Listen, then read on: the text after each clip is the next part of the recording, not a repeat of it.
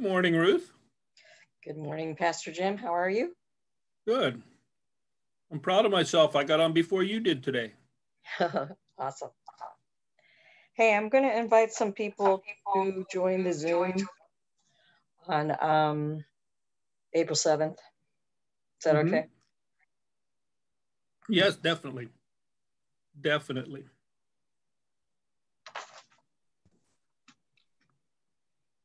Morning, Hey, Sandy. Morning. Boy, are you official this morning? Yeah, I figured, since we're getting back into the swing of things, I got to start wearing my big boy clothes again. Oh, well, Ruth. Start wearing my uniform. Tell you what, I'll loosen up a little bit. St. Mark's Lutheran Church, does that count? That's good. Okay. Never mind, I slept in it. That's what I've been wearing when I go to visit people at the hospital on Saturdays. I wear my St. Mark's sweatshirt. Did I ask you where that is? And they give me a official clergy sticker so everybody knows who I am. Okay. Nope, I still stay in my pajamas all day unless I'm going out. Yeah.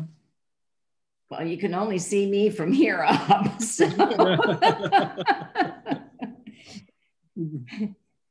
I do have to, if I go to work, I do have to get dressed. Well, when we weren't having church, I knew things were getting bad when I had my Sunday sweats. So, that made Sunday different than all the other days. I had a better pair of sweatpants to wear that day. Well, at least you got a haircut. Yeah. There's Pastor Mills. Hey. Pastor Jan. I see Hank joined us again. Good morning. Good morning. How are you this morning?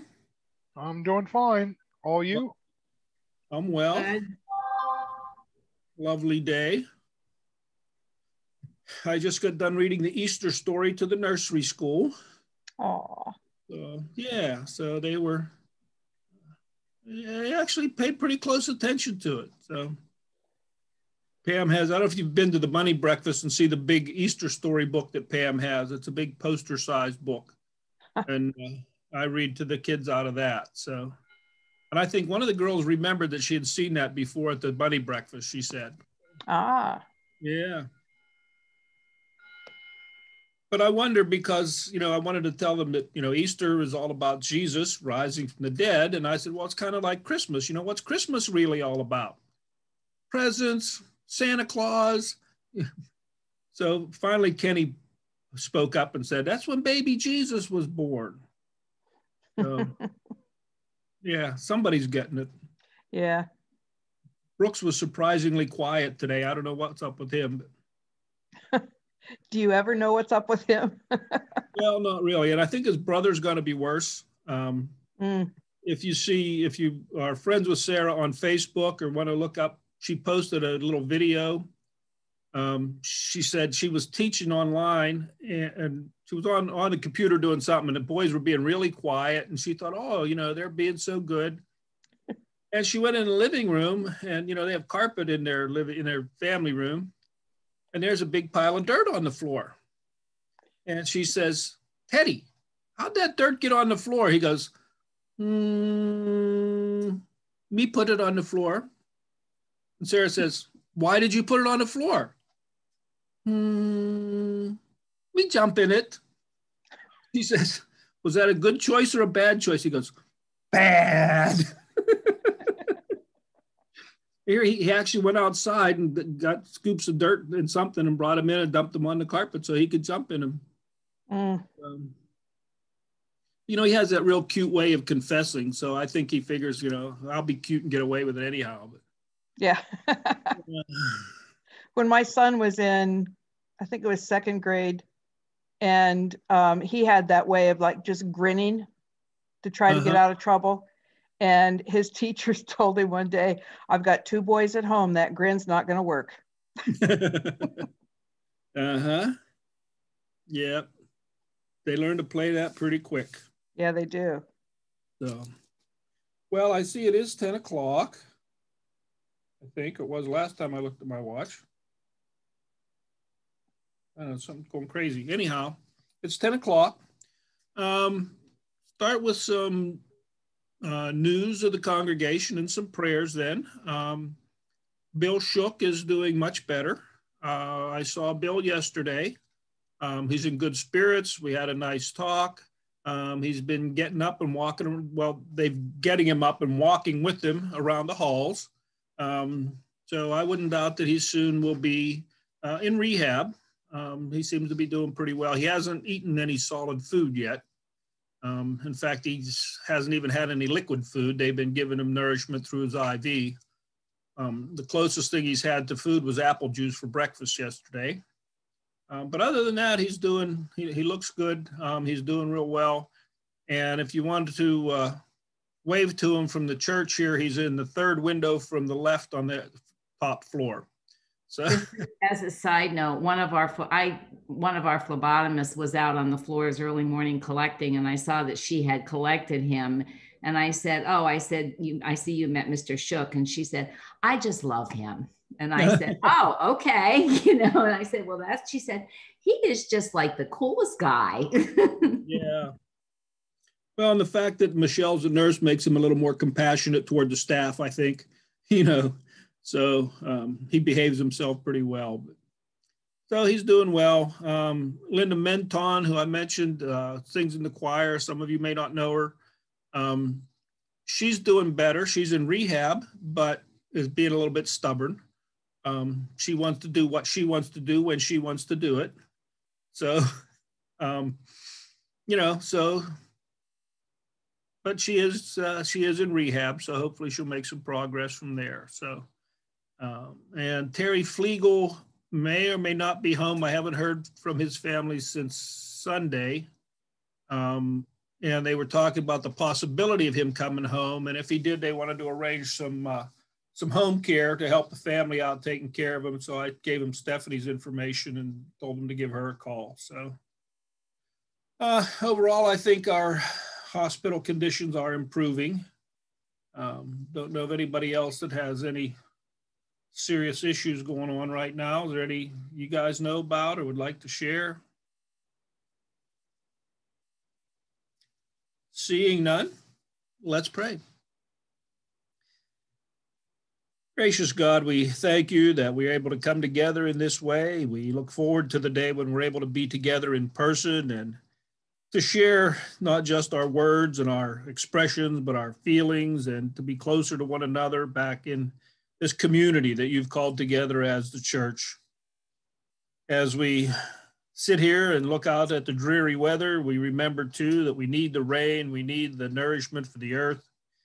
As we head into the season when things will start to bloom and grow, we know that we have that beauty to look forward to, just as we look forward to the coming of Easter and the wonder of new life that you promise us in that way. We pray that you be with those who we've mentioned in their hospitalizations, their illnesses, and for so many others who we don't know, but you certainly do. For our society, for our world, for all those ills that we don't have power over. And we know, Lord, that somehow, somewhere you are still in control, that you promise to never leave us, and we have faith and trust in that promise. Help us always to be patient and faithful through whatever we face, and be with us this day as we go through this Bible study. Help us to understand how these things work in our lives and how we might use whatever we learn from you to make the lives of others better as well. In Jesus' name we pray, amen. So we are talking about physical well-being today, which, is kind of interesting in this time of pandemic and all sorts of physical issues and ills going on all around us. The physical well-being, before I go any further, I want to point out that today is another commemoration. I've got this really neat book, More Days for Praise, and it has all the different commemorations of the church throughout the year. And so March 24th is the day we commemorate Oscar Arnolfo Romero, Bishop of El Salvador and Martyr. And you can see a little picture of Bishop Romero there. He was born in Ciudad Barrios in El Salvador in 1917. He was ordained a Roman Catholic priest, consecrated Bishop of San Salvador in 1977, preached boldly against the military dictatorship and its oppression of the poor, and in 1980 was assassinated in San Salvador while presiding at the Eucharist. So, you know, church shootings have been going on for some time now. During a time of immense political repression, Oscar Romero was appointed Archbishop of San Salvador, in part because he seemed merely a mild parish priest. He became a tireless advocate for the poor and a voice decrying military violence. Although criticized by many Christians, he preached that baptism calls all believers to work for a just society. Since his assassination, he has been lauded as a model for the Christian societal focus on the poor. And there was a movie made in 1989 titled Romero, which tells the story of his life, from his days as a nondescript priest to his ministry as a courageous archbishop in San Salvador and his eventual martyrdom. And I saw that that movie is available on YouTube, but I haven't watched it yet. So today we commemorate Bishop Romero. Pastor Jim, I've got a movie on him. I'll loan it to you. Oh yeah? Yeah, I don't know if it's that same one, but it's a really good movie. Yeah. And I'd be glad to loan it to you. Okay, yeah, it's just titled Romero is the name of the movie. So yeah. Yeah. Okay, great. Great. You know, the church these days talks a lot about social justice and that kind of stuff, and it sounds like he actually gave his life for that cause. So worth remembering. So again, talking about physical well-being. Excuse me. And, you know, we tie this into our spiritual well-being, to our faith life. One of the things that always stands out for me when I think about how the physical and the spiritual come together are many of the letters of St. Paul, how Paul so often uses body imagery. He talks about, you know, the church as the body of Christ. He talks about how, you know, one suffering member affects all the members. At one point he says, you know, physical training is useful, but spiritual training is more useful. You know, and I think what's important about that, he doesn't discount the physical body. He doesn't say, you know, the physical body is not worth worrying about, but it's all spiritual. He says the physical training has some value. Spiritual training even more. We think about, you know, God created us. And when we talk about care for creation, we often think about ourselves as part of that creation. I think, you know, care for creation, we think about the plants, the animals, the earth, the water, all those things. But how often do we think of ourselves as a part of that creation, and really our obligation, our responsibility to care for this creation that is us. So I think it is, you know, the physical well-being does have an important role to play in spiritual well-being. Even the fact that, you know, when you don't feel well physically, it is hard to feel well spiritually.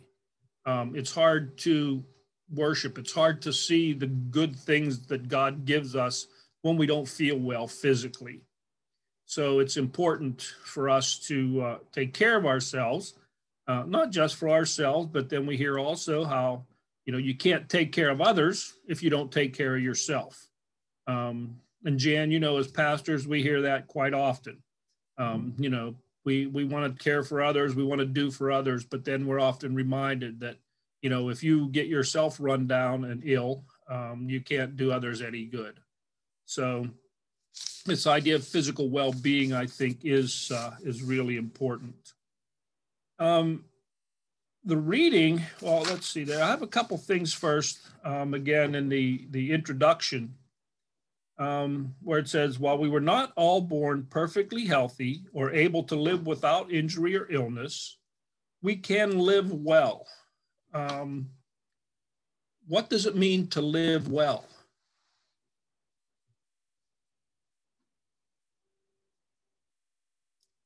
That's sort of, we use these words, we use these terms, but I think we often don't stop to think about what they mean.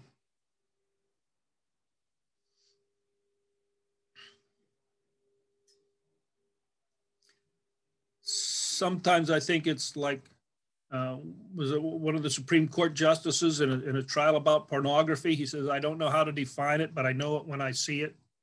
I think many of the terms we use are like that. We don't really think of a definition, but we know it. But what do you think it means to live well?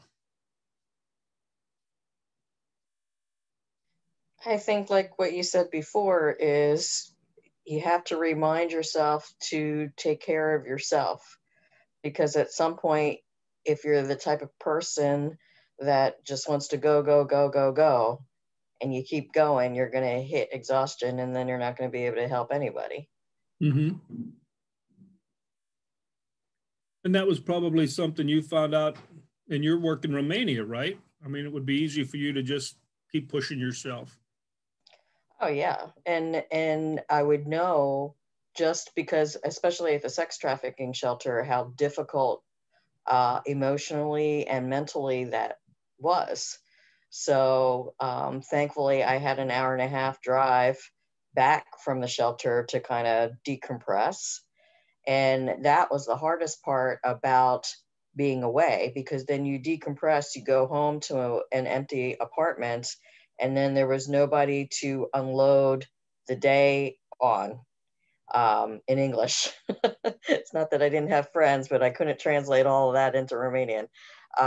So that makes it more difficult, which is why I was writing. But even with the writing, that's only like a fix if I could actually get it down. And I wrote a lot that I didn't publish because it was just too sensitive, or like with the information that was in it, it couldn't be published on the internet anyway. But yeah, it makes it very, very difficult. And sometimes I would just cry in the car. Yeah. I just couldn't even get out of the car. I just would just sit and cry in the car, and then whatever time that passed, and say, all right, I can enter into the building now. It's all right. Hank, if I might ask it, if it's too much to ask, just let me know. But I know you were a caregiver for Donna for years. How do you think that affected your own physical well-being? Well, I obviously put her first. I didn't do a very good job of taking care of myself. Otherwise, I wouldn't have lost a kid to cancer. But I think anybody that's a caregiver, it's going to take a toll. Mm-hmm. I think it's unavoidable that it takes a toll. If you look back, they say hindsight's always 20/20. Is there anything you could have or would have done differently to take better care of yourself during that time? No, I don't believe so, because her care was by far the most important thing in my life. Okay. Yeah. So you really didn't have a lot of options. No. Right? Yeah. No. Yeah. Well, they talk about living well, and I, of course, do a lot of reading, health, fitness, that kind of stuff. And one of the writers that I read a lot distinguishes between health and fitness. And he uses the definition that health is the optimal interplay of your organs, and fitness is the ability to do a task. And so with his definition, you know, I may be fit to be a pastor, but I'm not fit to run a marathon at this point. And yet health, you know, you can be healthy and not fit for certain things, or you can be fit for certain things, but not be particularly healthy. And Hank, if I might call you out again, you who were fit to care for Donna all those years, but yet you let your own health slide somewhat while you were doing that. Yeah, that's correct. So I kind of like that idea, because I think when our normally we connect health and fitness. If we see somebody who's a marathon runner and does all these miles or whatever, works out, we assume that person is both fit and healthy. But that may not be the case. You know, a lot of people have underlying conditions or things where they are fit to do certain things, but they're not healthy on the inside. And I think part of living well is that we are both fit for whatever it is we want to be fit for, but also healthy in that our bodies are functioning, our organs are working, and we take care of ourselves that way also. So it has to be a combination of both health and fitness. And then kind of going back to what I was saying about caring for creation, it says that, you know, mentions that our bodies are a gift from God. And I think maybe this group might have more of a tendency to see that. But do you think in general, people think of their bodies as a gift from God? Or, you know, how do we think of our bodies as far as what it is and why we have it?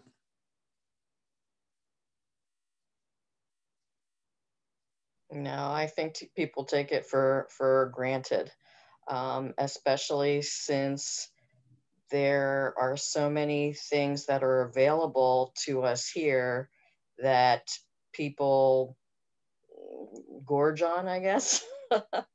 Mm-hmm. So you just don't realize until something negative happens. Like, I feel like I'm fit. I have endurance. I still go to karate twice a week. But when I came back, I found out that my blood pressure was out of control again. So we have to go through the regimen of finding the right combination of meds to keep that under control. And in the back of my mind, I'm thinking, okay, now I'm going to have at least a year supplied to be able to take with me back to Romania, because I'm not going to be able to get the same combination of meds in Romania. And in Romania, while they have like different snacks that are available, not the kinds of snacks that are available here by the aisles worth, and with all the preservatives and the really high salt, really high calorie.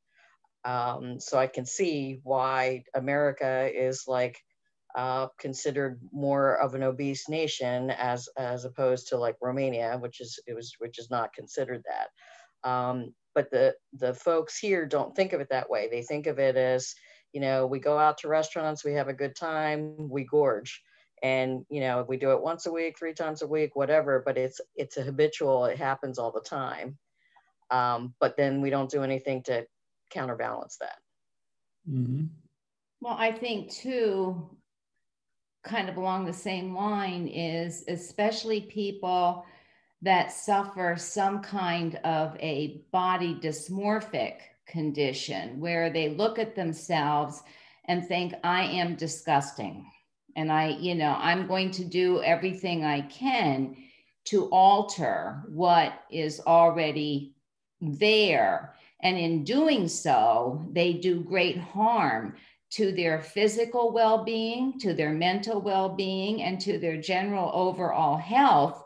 And in a lot of instances, they die, just because they're, so in tune to, I have to be like this person is on TikTok, or this person is on YouTube, or this person is on, this, whatever social media that they're following. And it's a serious condition.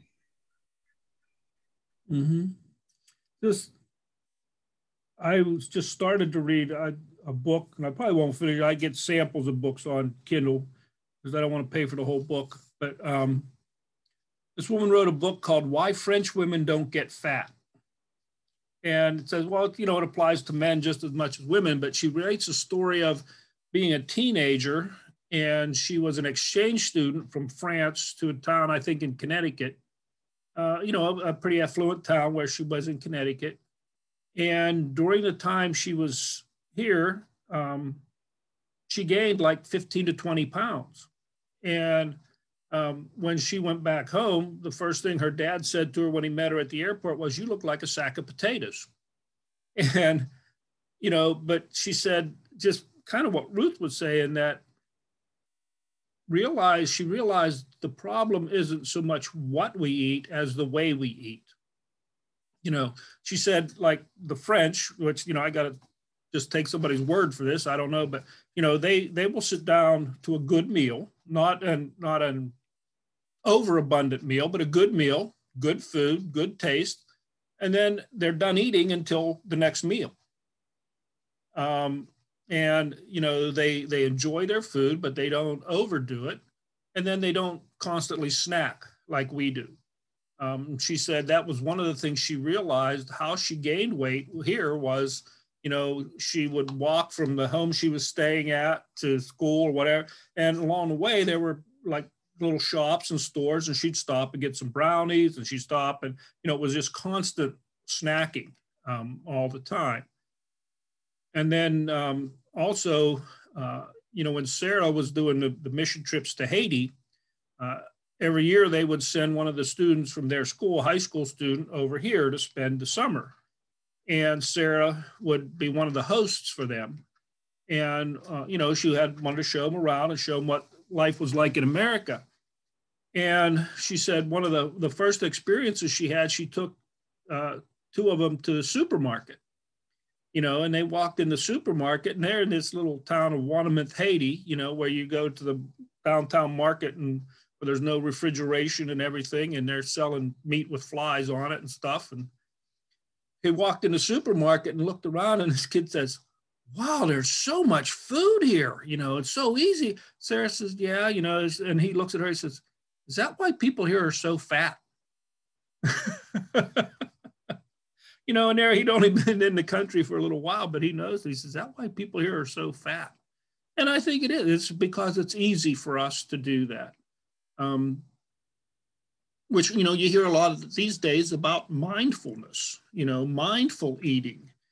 Be aware of what you're eating, enjoy what you're eating, but, you know, don't eat mindlessly in front of the TV or doing whatever people do while we're eating. You know, we just don't think about it. So the mindfulness, and again, it comes back to, you know, caring for yourself. Interesting observation, since I just got my groceries delivered. Oh, is that? What did you have delivered, Jan? Actually, healthy stuff, because I've for the most part been eating healthy for a couple of years, and no snacks. So. Yeah, and that's the thing. Goes back to caring for creation. You know, we think about the way we treat the earth. We think about the way we treat our pets and animals and other people, but we often don't think about the way we treat ourselves. So, so if you read the reading that was assigned, they only assigned 2 verses. I sent out a little more because I think it was helpful to have some background, but it comes from Mark 6, 30 to 32. And it's the story of the disciples coming back after Jesus had sent them out. And they had power over unclean spirits and whatever. So in the way it is in Scripture, the mission of the 12, Jesus sends them out. They cast out many demons, anointed with oil, many who were sick, and cured them. Then we have the story of the death of John the Baptist, and then the apostles gathered around Jesus and told him all that they had done and taught. He said to them, "Come away to a deserted place all by yourselves and rest a while." for many were coming and going, and they had no leisure even to eat. They went away in the boat to a deserted place by themselves. And then what happens after this, I think, is important also, that they didn't ask us to read, but comes the feeding of the 5,000. And, you know, it says they get to the shore. While they left, many saw them going and recognized them and hurried there on foot from all the towns and arrived ahead of them. As he went ashore, he saw a great crowd, and he had compassion for them, for they were like sheep without a shepherd, and he began to teach them many things. So, you know, we have, on the one hand, Jesus calling the disciples to go off, get some time to rest, get away from it all. And yet when Jesus encounters this crowd, he has compassion on them and turns around and cares for them himself anyway. And, you know, we hear quite often, we're not Jesus. We may not be able to do all that he did, but it still shows that he was sensitive to their needs, even while he was sensitive to his own. The first thing Jesus has them do is rest and care for themselves. Why? The big question, why?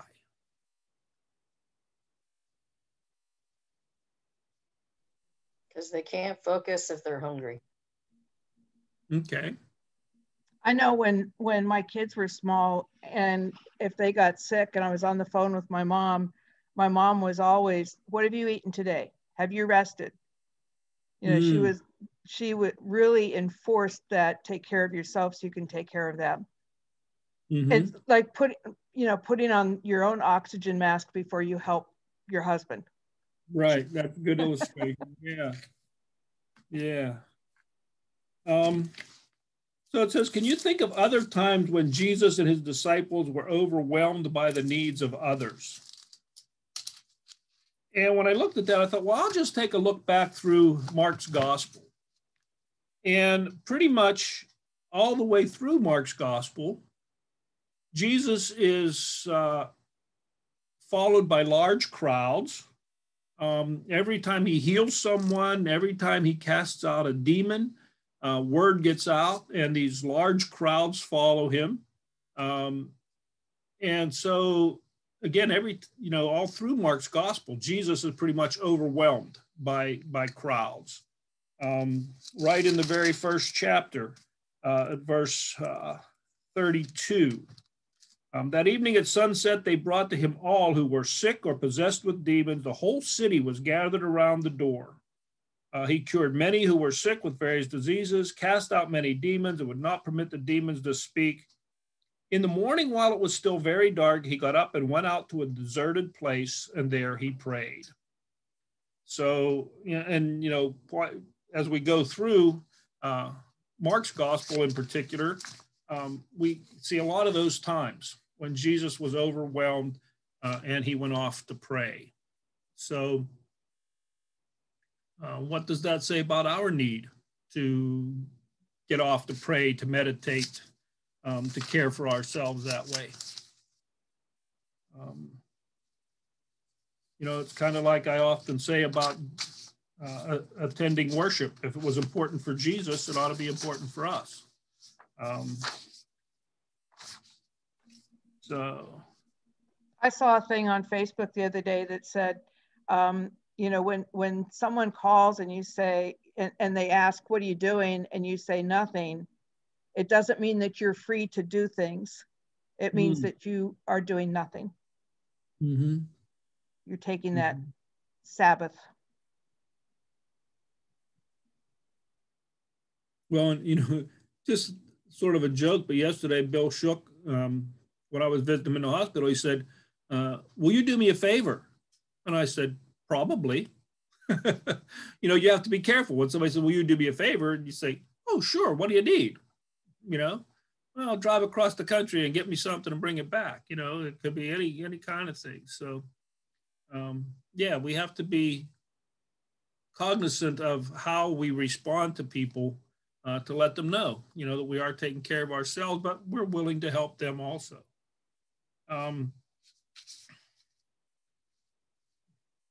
Looking at the review questions, and there's some pretty interesting thoughts here in the review questions.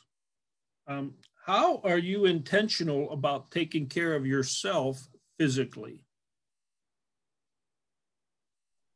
I know, I work out occasionally. I somewhat mindfully watch what I eat. I could always be more careful. What kind of things do you guys do to take care of yourself physically? I've already been to the gym this morning. Good. I just started that this week, got a personal trainer, and I said, enough is enough. I've got to take care of this body. Good.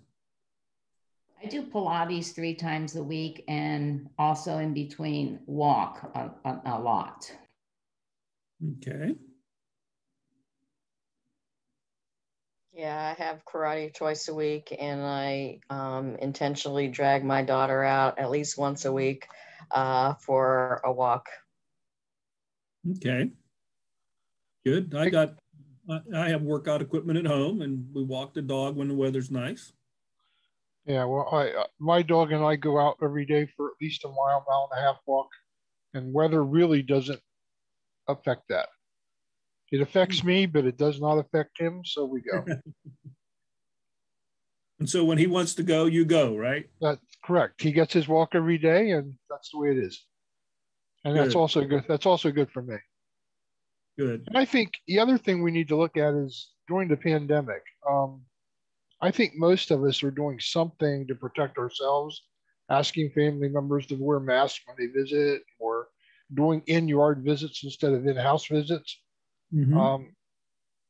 It's a shame that it takes something like that to bring that to light, but there I think is a self-care. Mm-hmm. And a lot of it are things that we probably should be doing, washing hands, be careful when you cough or sneeze, things that are just good general health practices. The fellow I was telling you about who differentiates between health and fitness, he also has a saying. He says, if you don't wear your seatbelt and floss your teeth, don't ask me what you should have for breakfast. Because you're not taking care of your general health, don't worry about the details. So I think that's a good point, Hank, that it has brought to light a lot of things that would help us stay healthier if we did them, all the time. As far as diet goes, and you guys know as well as me, it's, always the diet du jour, right? What's the latest thing today? And, and I've kind of seen it recently, thinking of it as a pendulum. The pendulum swings, all fat, no carbs. Then it swings back the other way. All carbs, no fat. And then right now we seem to be kind of in the middle of that pendulum, where a lot of what I'm reading, a lot of what I'm seeing is more moderation, what works for you, finding something that will last. And so, maybe we're at a good time as far as at least the literature on diet and even exercise. Exercise, you get the same thing. It's like, well, 15-minute walk every day is fine. And then it's, well, you need to do a half hour of CrossFit till you're rolling on the floor and puking your guts out if you want to get healthy. And we're finding, I think, some moderation in the exercise literature now as well. I read one of the books I was reading referred to a book written by, I think her name was Lulu White, back in 1918. And it's, the keys to diet and she even has charts of calories in foods. And it's really, it's public domain. You can get it for free on Kindle. But it's really, she writes it in a entertaining way. She talks about a meeting, and there are women at this meeting. Mrs. I'm a Hog. I'm a Hog is one of them. Mrs. Weigh a Ton is another one. And she jokes how, you know, Mrs. Weigh-a-ton only eats a little bit. She can't understand why she's not thin. And, you know, so, and then she said, but we all know that's just a myth. But a lot of the stuff she says in there, you know, and it's really probably one of the earliest ones that talks about counting calories, you know, watching, you know, the amount of what you eat. And then this one I was reading about, you know, why French women don't get fat, written just a couple years ago. And it's almost like reading the same book. You know, they're written 100 years apart, but it's almost like reading the same book. And so I think it emphasizes that there are certain principles that hold over time, but we get caught up in wanting a quick and easy fix. And so part of the whole diet and exercise thing is, I believe, what is sustainable? You know, what can you see yourself doing long term, rather than just try and get that quick fix and then fall back off the wagon. So then it asks, what aspect of physical wellness is most important to you? And so I guess, you know, aspects you would look at maybe endurance, nutrition,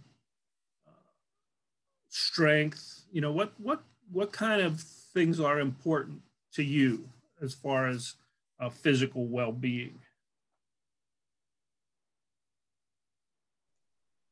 For me, right now, being newly diagnosed diabetic, I'm really paying attention to diet and exercise. Okay. So you have a health reason. Yeah. Yeah. You have a really compelling reason. Mm-hmm.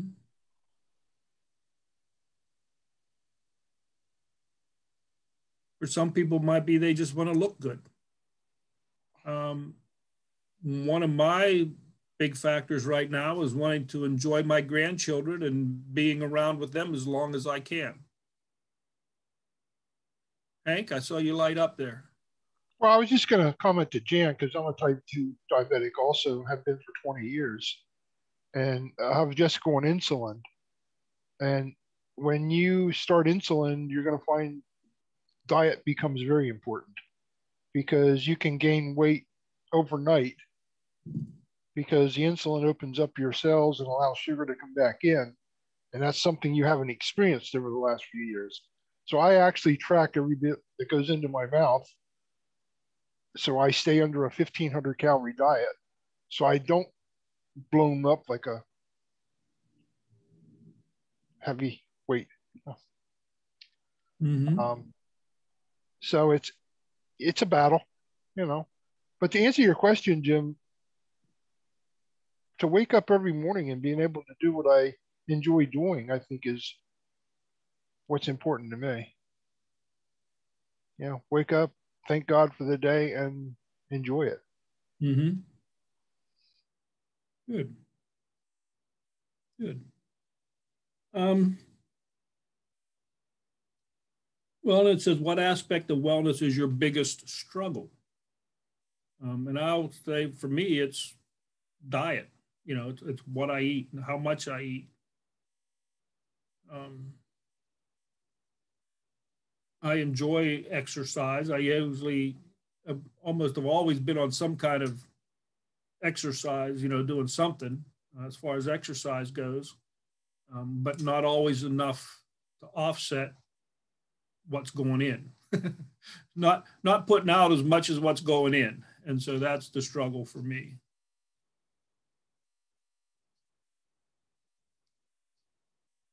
Anybody else have struggles? You know, I heard people say the reason they call it COVID-19 is because that's how much weight we've all gained in the past year, about 19 pounds. So, you know, in some cases that's true. Have you ever been so busy that you had no leisure even to eat? How about it, Sandy? Okay, Ruth, you go first. I'm hearing from the healthcare profession here, I think. I mean, you could go an entire shift or a double shift without even being able to stop into the bathroom, let alone eat anything. And for at the time, if I go too long without sugar, then I can feel it, and I need to just eat a teaspoon of sugar in order to stay functioning. But yeah, I mean, there are times that you just can't. You're doing trauma after trauma, and you cannot not be at your station. So yeah, that definitely happens. And it really happened over, like Ruth said, I mean, we've both been in this for a long, long time. Me way longer than Ruth, but I mean, it's like this happened over the pandemic. I mean, it was just got to a point. Next thing you look at the clock, you start work at like 5:30 in the morning. The next thing you look at the clock, it's like 1 o'clock in the afternoon, and you think, what just happened here? And so yeah, I mean, absolutely, it's a very real thing that people are so busy, maybe not by choice, but just because it happens. It's life. Mm-hmm. Yeah, and I wrote myself a note there. Have you ever been that busy? And I just wrote, not for long. There have been times where, an intense time where, and I think similar maybe to what you guys are describing, that hopefully those days don't come too many in a row. Or, I think that's when you'd be looking at some real, I guess, physical, emotional damage. If you don't have that time to stop and take a break. Which also makes me think about something when we talk about fitness, health. I think a lot of us live a life, as far as stress goes, that is sort of like running a marathon. That we have this constant level of stress. It may not be overwhelming, but it's always there. But then what happens occasionally is you get that overwhelming sense of stress, that time that's very intense. And I think that is often one of the most detrimental to people's health, which is why I also believe, as far as exercise goes, while moderation most of the time is good, I think we also need to have times when we do a controlled, higher intensity exercise so that we don't end up being the guy who goes out and shovels snow and has a heart attack. Because that guy may have been reasonably fit, he may have taken very good care, but he's never had that intense effort of, that brief intensity of those heavy shovelfuls of snow.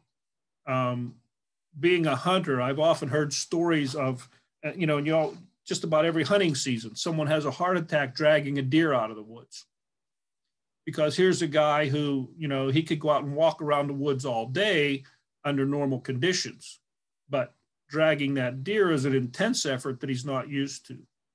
And so I think as far as our exercise goes, we need to have times of controlled high intensity. Not all the time, but so that our body is more prepared to handle that when it comes. So just a thought on intensity as far as that goes. So how is Jesus' instructions to the disciples, his instruction to come away and come off by themselves, how is that good news for you?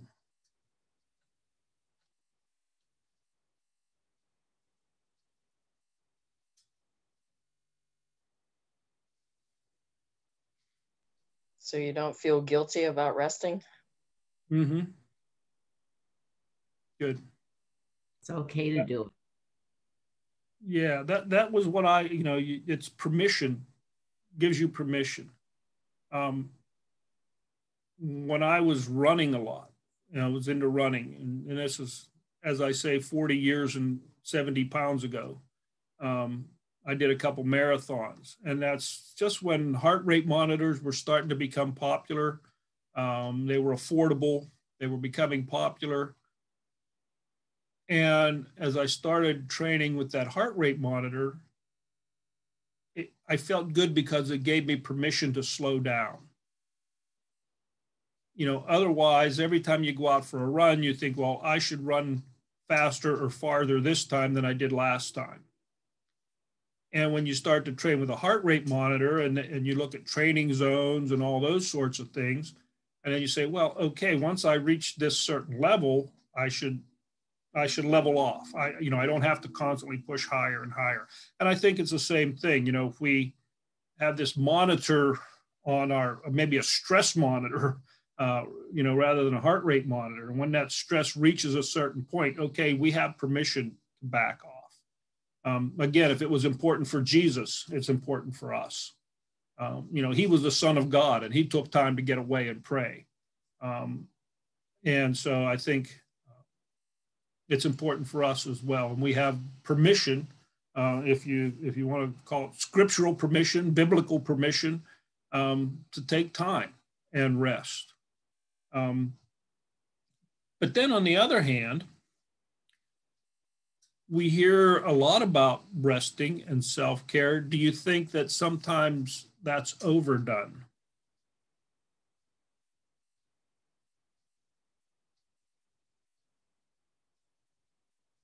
Again, I think with this audience, maybe we need to look outside ourselves and look around us. And do you think this sense of, well, I just need to rest and take it easy, do you think that can be overdone?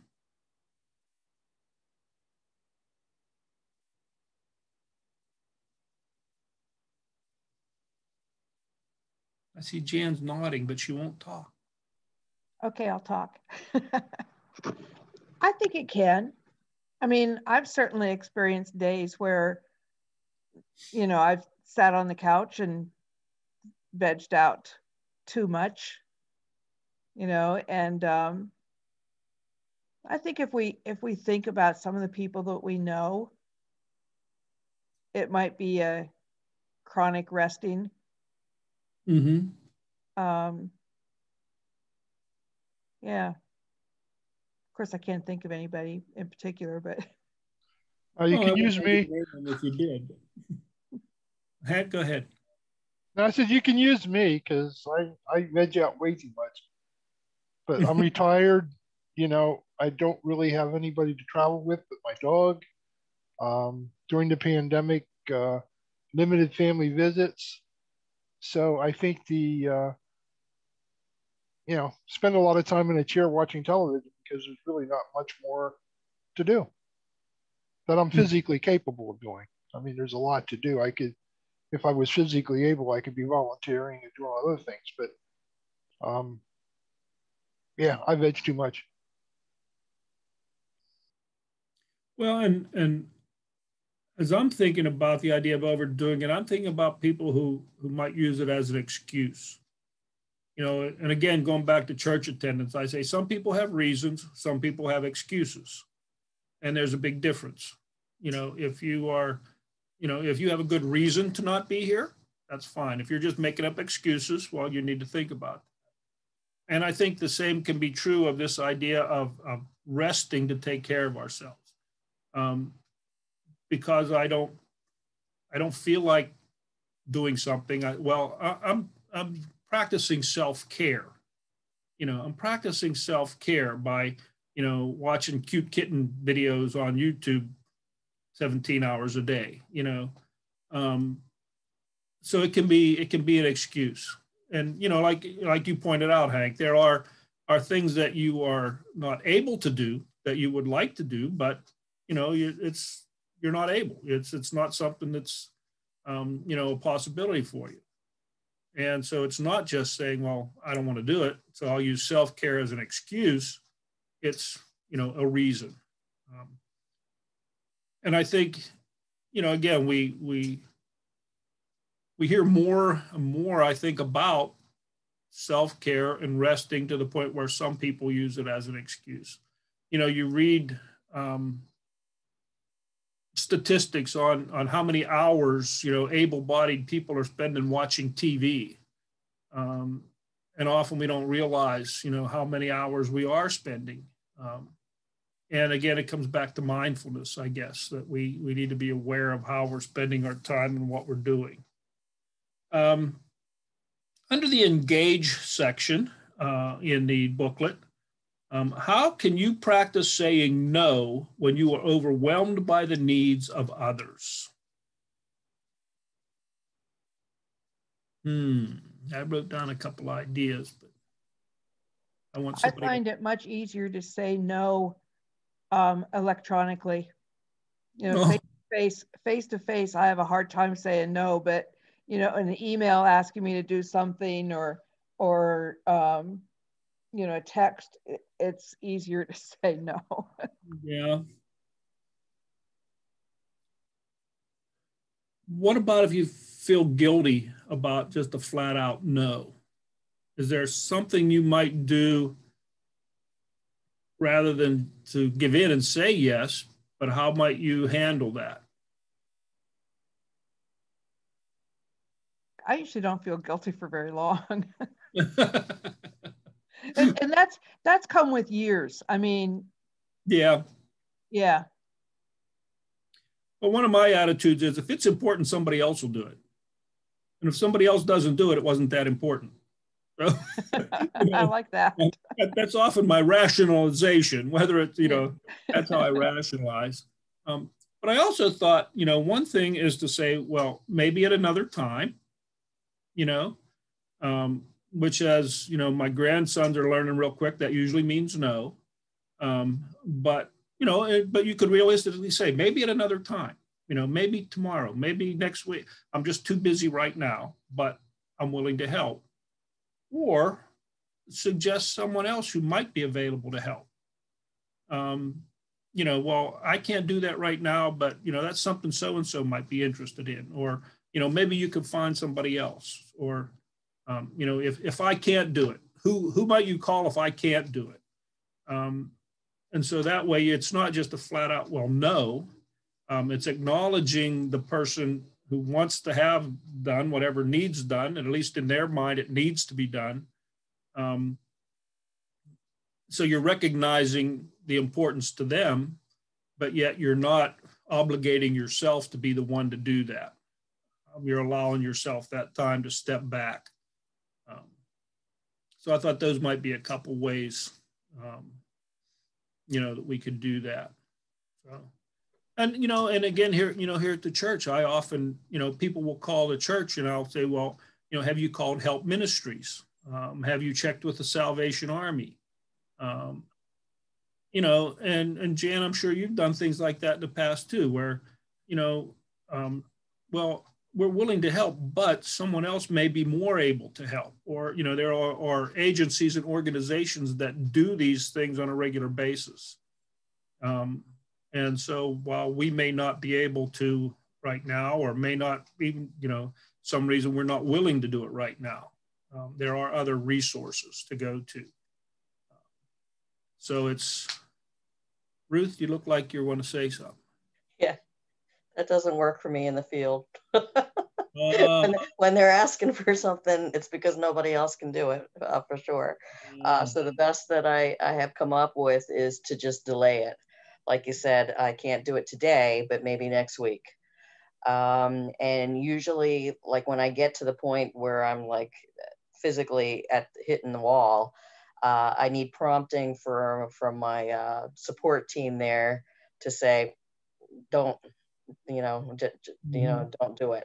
So if I don't get the prompt from them, then eventually I'm going to do it, and it's going to be the next time I see them. Oh, and that's a good point. The idea of that support team, I think it kind of goes back to Jesus and the disciples. That team is giving you permission to say, not right now. While we may feel guilty ourselves, I know sometimes I'll ask my wife, I'll say, well, do you think I should do this? Or do you think I should run off? She'll say, no, you don't have to do that, And so, I think sometimes we just need that permission.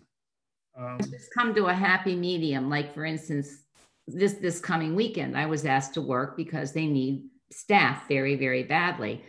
And I said, well, here's my deal. I'll work Saturday, but I won't work Sunday. Mm-hmm. Yeah. Yeah, and set some boundaries, set some limits for yourself, and that's a good idea. Good idea.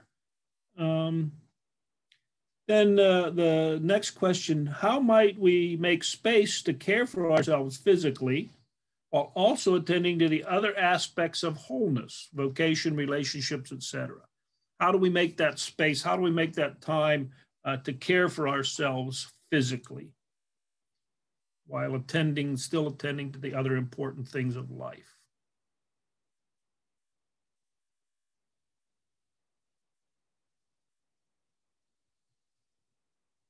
I have a mental schedule. So before I even get out of bed, I'm reading my devotions to start the day. And I have to schedule, especially when I'm in Romania, okay, I think today's Monday, so I'm going to set aside this time to practice martial arts. So yeah, I have to, I'm much more of, I have to have that structure. Good. And I find too, sometimes my busiest days or my most scheduled days are my most productive days. You know, because you know exactly, you know, what you're going to do, when you're going to do it. You know, especially I think, you know, Friday's usually my day off. And if I don't have a plan when I go to bed Thursday night, I'll waste a whole lot of Friday just figuring out what I want to do, you know. So I think that organization, that planning, you know, a couple of things I had ideas, you know, you might want to get up earlier in the morning. Now, I know, Sandy, you go to work at like 4 o'clock in the morning or something, but, you know, I'm an early riser, but I often tell people, yeah, I'm up early, but I don't do a lot early. You know, I'm up at, you know, 5 o'clock in the morning, but I'm actually not moving and doing things till sometimes 6:30 or later. You know, so that's my time. Now, Marion, on the other hand, she's always been more of a night owl. So after I go to bed at 8:30 or 9 o'clock, she stays up longer and has her time to herself then at night. So, you know, adjusting your hours, but to have some time when most people are not active or not expecting things from you, I think is a way that we can do that. And again, you know, coming back to mindfulness, how am I spending my time? You know, what am I doing with the time that I have? You know, and Hank kind of gave us his confession there, that there is time you could be doing some things that instead you're watching TV or whatever. And I think we all have those times. As much as, you know, again, you read more and more about how everybody talks about how busy we are, and yet our lives are so much easier than our ancestors had it. You know, our parents, our grandparents, things that they had to do just to survive, you know, just to make life livable. You know, you had to churn butter. You had to, you know, go shopping every day because you couldn't put stuff in the freezer for 6 months.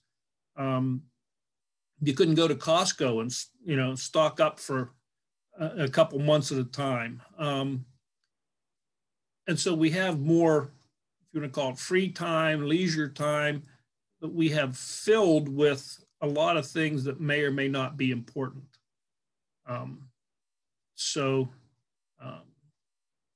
Again, you know, so much of what we do comes back to mindfulness, I guess. So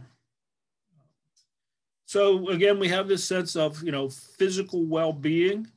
It is an important part of our wholeness. It plays into our spiritual well-being, and that if you don't feel well physically, it's hard to feel well spiritually.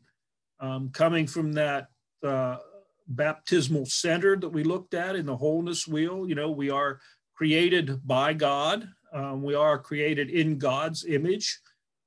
It gives us, I think, a reason to care for ourselves. a responsibility, even an obligation to care for the creation that God has given us in ourselves. Again, physical well-being is an important part of our wholeness. So anything any of you would like to add as we wrap up?